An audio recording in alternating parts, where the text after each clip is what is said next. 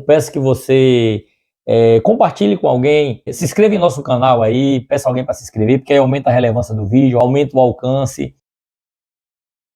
Olá pessoal, bem-vindo de volta, estamos aqui na aula 2, dando continuidade aqui à nossa aula da nossa lição número 12. Temos a lição, brevemente, nosso livro aí para você compartilhar em PDF gratuitamente ou pedir o seu exemplar impresso. Essa missão então começou em Deus, como falamos, e nossa obrigação agora é ensinar aquilo que a gente aprende. Agora, como a gente vai ensinar se a gente não para aprender? Então, por isso o nosso desejo de fazer esse curso, que é para podermos compreender a palavra, para termos a defesa correta. A Bíblia diz que devemos manusear bem a palavra e não ter do que se vergonhar a qualquer um que pedir a razão da nossa fé.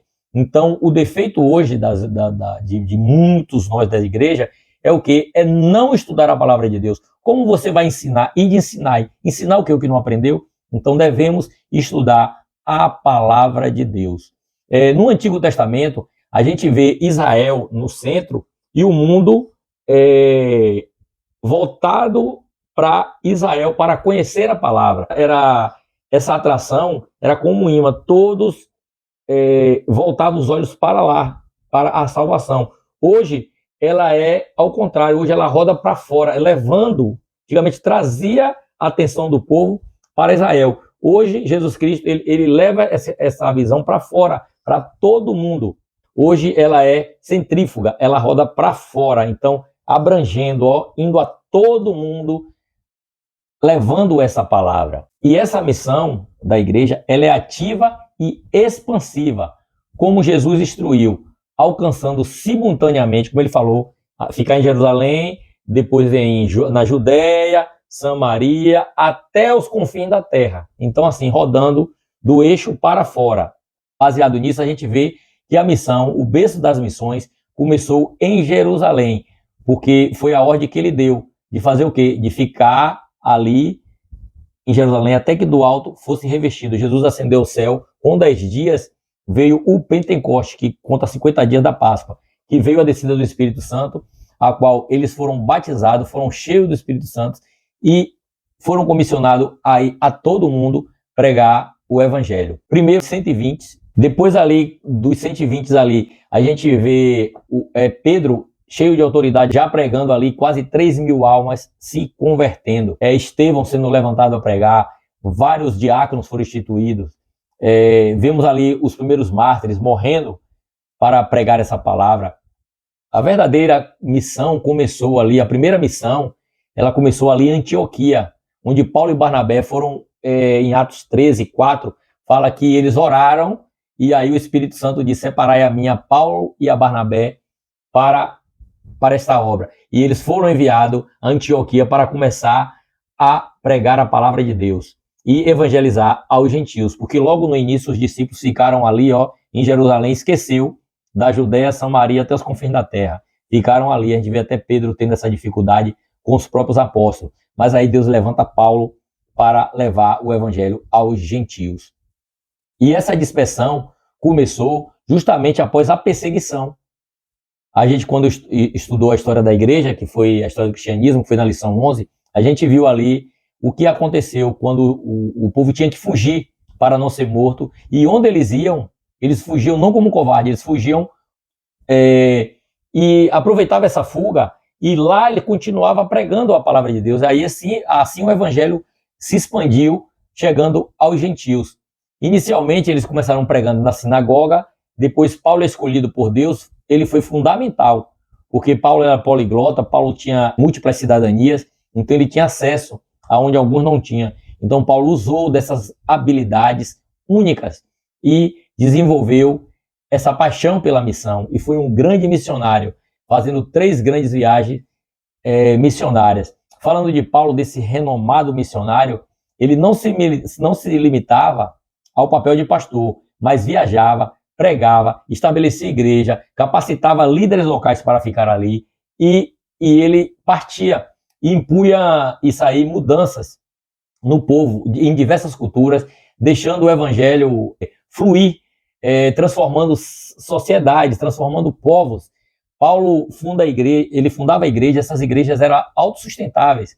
Ela se deixava se propagar. Suas viagens começaram de Antioquia para Chipre, depois ele foi pela Ásia Menor, ali que era a região hoje da Turquia, posteriormente na Macedônia e a Grécia. Ele chegou até a Europa. Ele pregou fervorosamente, o apóstolo Paulo, e chegou a fazer 3 viagens. A sua terceira viagem incluiu regiões da Galáxia e Frígia, e culminou em sua prisão em Roma.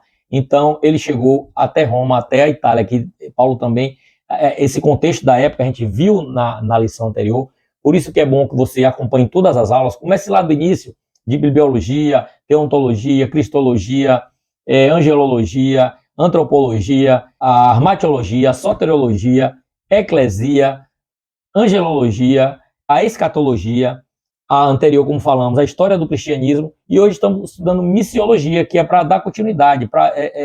Os temas foram escolhidos para facilitar a sua compreensão. Então, se você quer ser um obreiro apto, você precisa entender do evangelho, você precisa entender o contexto das coisas e a história da época.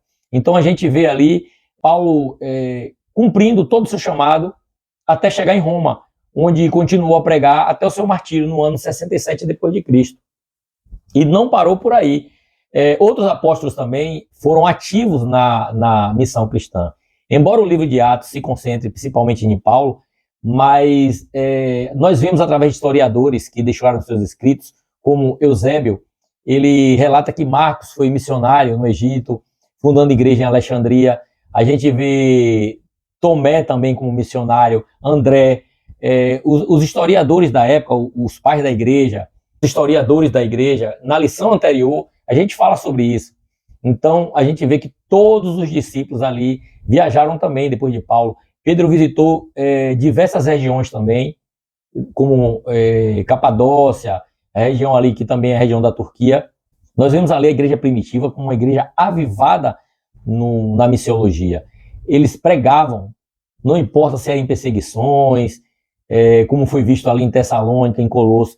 Cada novo convertido, quando ele era convertido ali, a primeira coisa que ele tinha era o sentimento de dever, de compartilhar a sua fé, e isso resultou num rápido crescimento do cristianismo na época. O cristianismo expandiu por todo o Império Romano, por todos os países nações a qual estava sob o domínio de Roma. Então, no ano, a gente vê ali o período difícil da igreja ali, a era das perseguições, foi onde a igreja mais cresceu. Na perseguição ela cresceu e hoje temos a liberdade, nós temos a tecnologia a nosso favor, então o tempo hoje é um tempo adequado de se pregar a palavra de Deus. Após esse período aí de perseguição da igreja, no ano 313, quando a gente vê ali no período de Constantino, a igreja estatizando, a igreja virando Estado, fundindo com o Estado ali, e a perseguição cessou. O que aconteceu foi bom por um lado, a qual os cristãos pararam de morrer por isso. E o evangelho teve uma liberdade do cristianismo ser pregado. Mas também veio culturas que se misturaram, religiões que se misturaram. Houve não teve uma pureza no evangelho. Houve, claro que sempre Deus tem o seu remanescente. Deus sempre tem o seu povo ali em meio a todos os períodos. Em todos os períodos. Mas a gente vê ali que nesse período de decadência espiritual do cristianismo, muitas igrejas, porque as igrejas adotaram práticas pagãs, em detrimento à fé genuína. Contudo, heróis missionários, famosos como Patrício e Columba, eles resistiram a essa tendência, estabelecendo igreja independente de Roma, isso pela Irlanda, pela Escócia, respectivamente. E sempre foi assim, como eu falei, Deus sempre teve um remanescente na história, e veio e chegou até nós. Por isso, ressaltando, leia, estude a lição anterior, assista ao vídeo anterior, que fala sobre a história do cristianismo. Após a reforma também, a gente vê os períodos da igreja, após a reforma, missionários, eles expandiram o evangelismo globalmente, depois que a igreja saiu do domínio de Roma, da igreja católica, houve uma liberdade para se pregar. E aí o evangelho realmente se expandiu, indo a todas as regiões, a todos os cantos do mundo.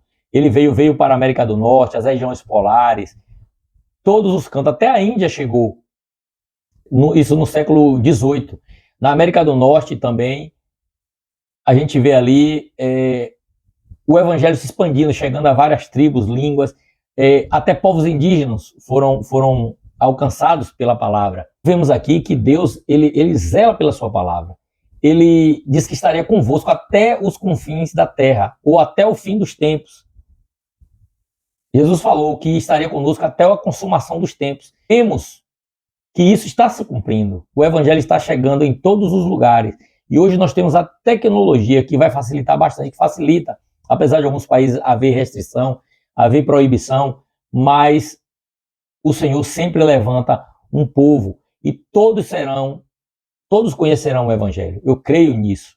Mas faça a sua parte, veja, abra os seus olhos, ore por isso e também vá. E esse ir, ele abrange, como eu falei, abrange seu vizinho, o seu parente, a sua cidade, o seu bairro, o seu estado, o seu país e os confins da terra, se você tiver acesso a isso. Se não, ore para que Deus. E outra forma também é contribuir.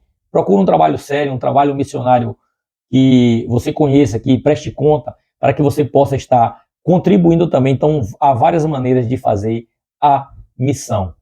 Vamos tratar agora um pouco sobre o panorama geral de missões dos que estão no campo. Estamos aqui finalizando, dando uma pausa aqui na aula 2 e retornaremos na aula 3.